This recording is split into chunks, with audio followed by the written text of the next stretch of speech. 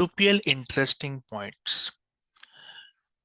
UPL ने 2020 से 2021 में स्टॉक ने 100% रिटर्न्स दिए थे। यहाँ पे आप देख सकते हैं स्टॉक ने एक मंथली सप्लाई जोन निकाला था और जैसे ही ये किया था स्टॉक ने एक 100% रिटर्न्स दिए थे।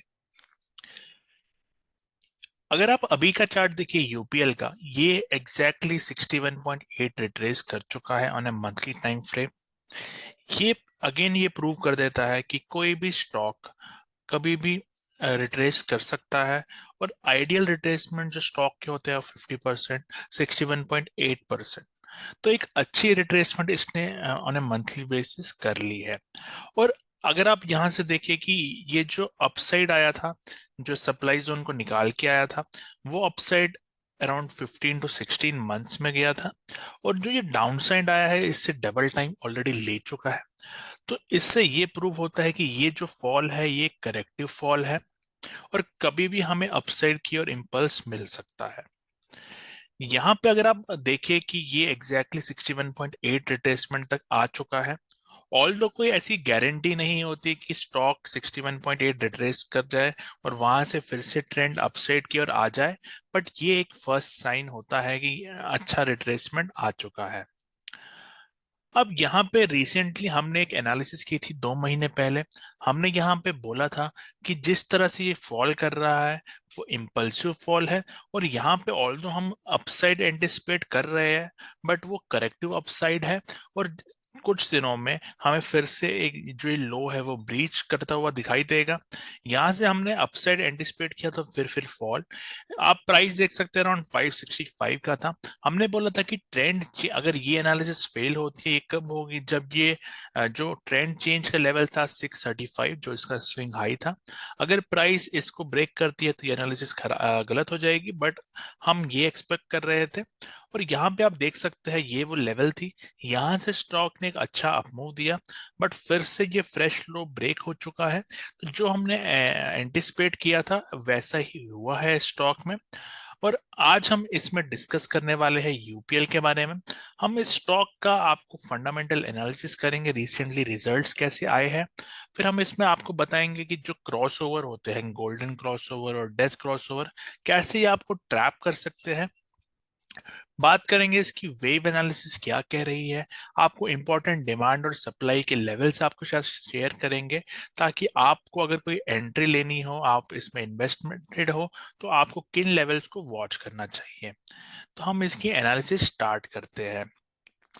आगे बढ़ने से पहले अगर आपको ये एनालिसिस पसंद आ रही है, हमने ऑलरेडी काफी प्लेलिस्ट बना के रखी हैं। आप वेव एनालिसिस सीख सकते हैं, आप स्विंग ट्रेडिंग के मेथड सीख सकते हैं, डिमांड एंड सप्लाई सीख सकते हैं।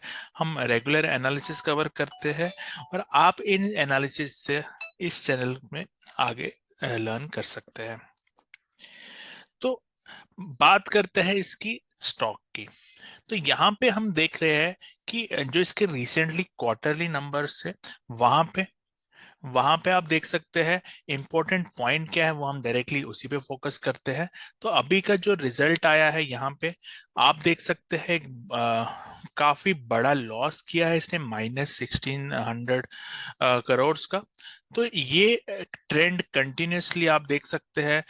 इसका पीक बना था मार्च 2022 में जब 1700 करोड़ का प्रॉफिट था और उसके बाद कंटिन्यूसली ये स्टॉक एक जो नेगेटिव ट्रेंड है वो दिखा रहा है। इसीलिए आप देख सकते हैं जो स्टॉक अपने मंथली स्विंग के 61.8 रिट्रेस कर लिया है, तो कंटिन्यूसली इसका जो रिजल्ट है वो डिटोरेट हो रहा है।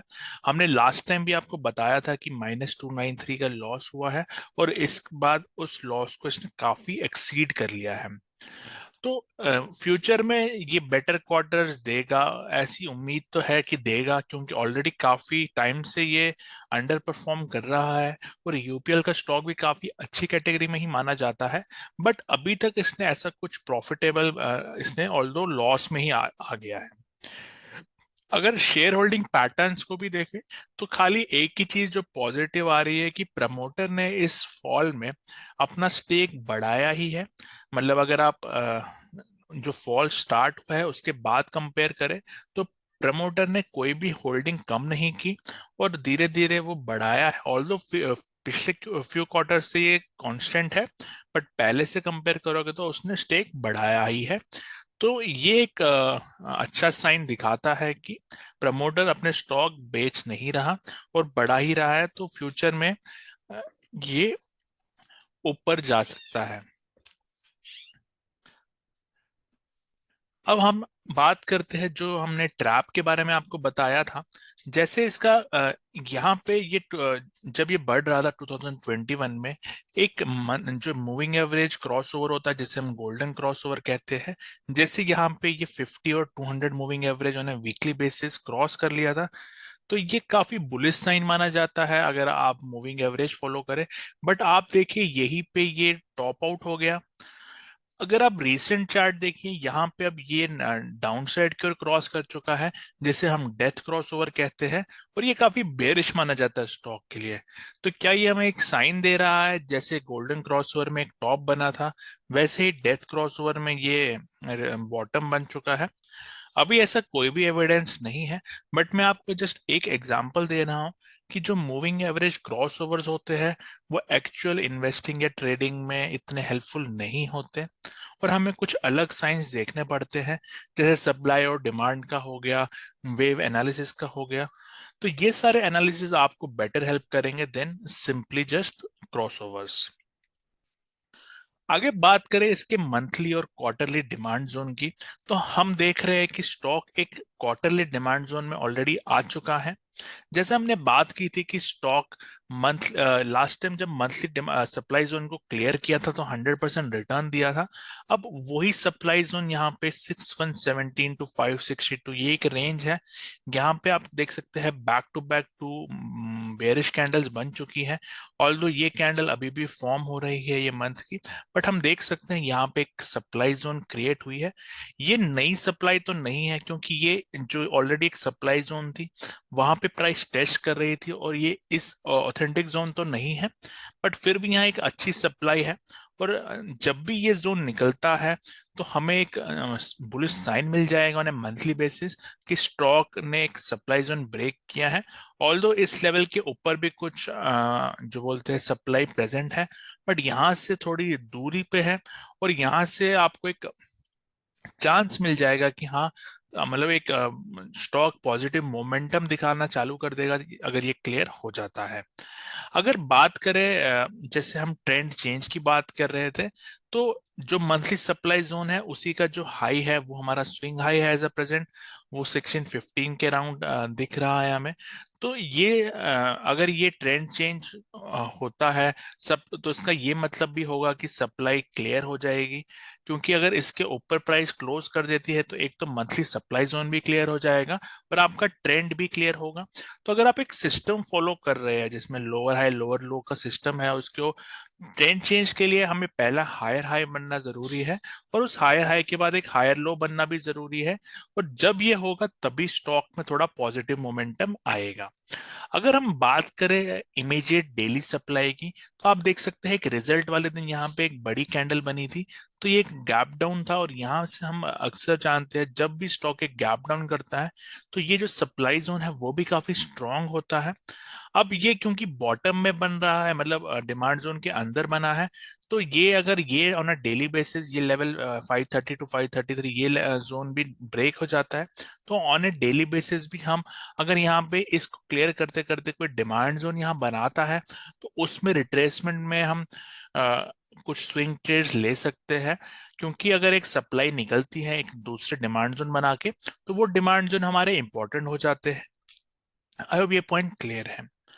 अब एक और इम्पॉर्टेंट चीज मैं आपको इसमें बताऊंगा, जैसे अगर आप लिक्विडिटी ग्राफ का हम कंसेप्ट आपको कंटिन्यूसली बता रहे हैं, तो आप देख सकते हैं यहाँ पे स्टॉक कंटिन्यूसली, ये हमारा वीकली चार्ट है, आप देख सकते हैं ये जो स्विंग लो है कंटिन्यूसली आप देख सकते हैं दो स्विंग लो एक ही पोजीशन में थे। इसको जैसे स्टॉक ने निकाला तो यहाँ की लिक्विडिटी ग्राफ करके आप देख सकते हैं प्राइस फिर से रिवर्स हो जाती है, और यहाँ पे आप देख सकते हैं ऊपर की लिक्विडिटी निकालता है, फिर से प्राइस नीचे आता है। यहाँ पे भी आप देख सकते हैं हमें बैक टू बैक दो कैंडल्स मिल रही है जो इक्वल लो पे है, और यहाँ पर ही वो जब इसको भी प्राइस यहाँ पे निकाल चुका है। अब मे भी जैसे लास्ट टाइम यहाँ पे लिक्विडिटी निकाल के मतलब एक पुल बैक आया था, तो वो पुल बैक यहाँ आ सकता है। अब यहाँ पे लिक्विडिटी अभी भी आप देख सकते हैं बॉटम में यहाँ बची हुई है, तो वो इसको निकालता है नहीं निकालता ये आने वाले टाइम में ही पता चलेगा। बट कोई मतलब अगर ये निकालता है तो हम कोई इसमें वो नहीं शॉक नहीं हो जाएंगे, क्योंकि लिक्विडिटी यहाँ पर भी है। और अगर टॉप साइड की लिक्विडिटी की बात करें तो ये जो सारे लो हाइज है ये इक्वल हाइज है, ये जो हाइज है इसको भी ये फ्यूचर में निकालेगा। और जब वो निकालेगा हमें इनिशियल साइंस मिल जाएंगे इस एरिया में। जब वो मंथली सप्लाई क्लियर करेगा तो फिर ये सारी लिक्विडिटी निकालने के लिए वो अपसाइड की ओर भी जाएगा। आई होप ये वीडियो आपको पसंद आया, कुछ नया आपने सीखा। वीडियो को लाइक करते रहे, चैनल को सब्सक्राइब करें। कोई डाउट हो जैसे कमेंट डाल सकते हैं। Thank you and have a nice day.